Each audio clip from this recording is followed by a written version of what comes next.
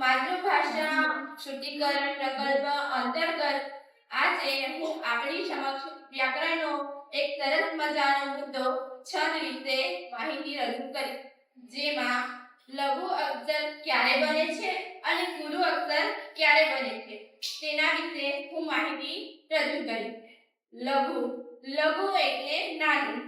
લઘુ તેની નિશાની છે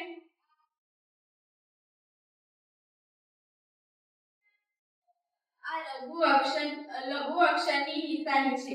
લઘુ અક્ષરમાં હ્રસ્વ અક્ષરનો સમાવેશ થાય છે, જેમાં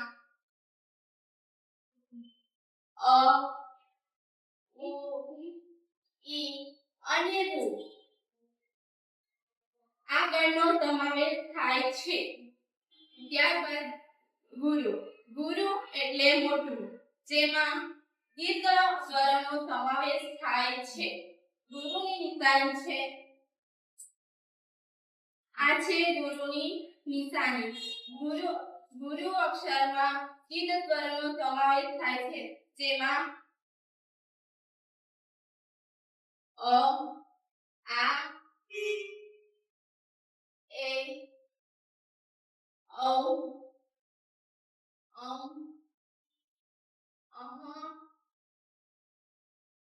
એ, ઓ જેવા અક્ષરનો સમાવેશ થાય છે. ત્યારબાદ આપણે છંદનું સૂત્ર જોઈશું.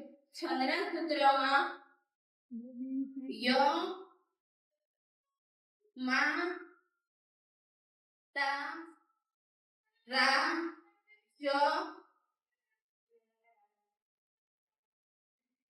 હા, ન, ત, લ, ગ.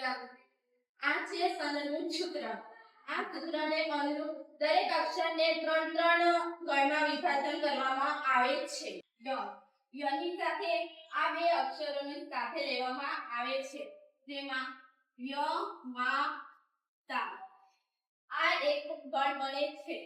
ત્યારબાદ માની સાથે તારા આ બે અક્ષરોને સાથે લેવામાં આવે છે.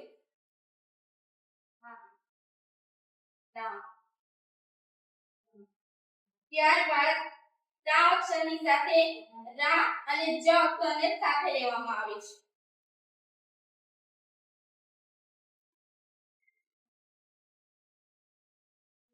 ત્યારબાદ રા અક્ષરની સાથે જ અને ધા આ બે અક્ષરોને સાથે લેવામાં આવે છે.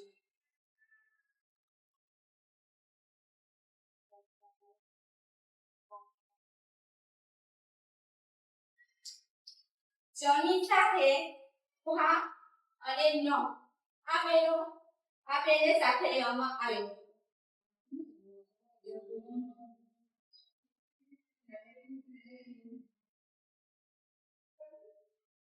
ત્યારબાદ ભાની સાથે ન અને ત ને સાથે લેવામાં આવે છે.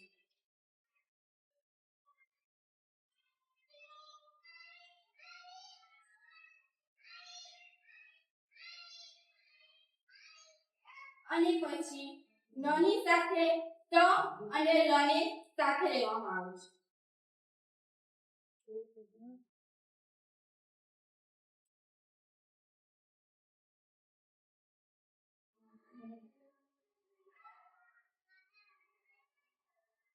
અને ત્યારબાદ લ અને ગા આ બંનેની સાથે બીજા અક્ષરો બે હોતા નથી, તેના કારણે આ બંનેને અલગ અલગ રીતે લખવામાં આવે છે.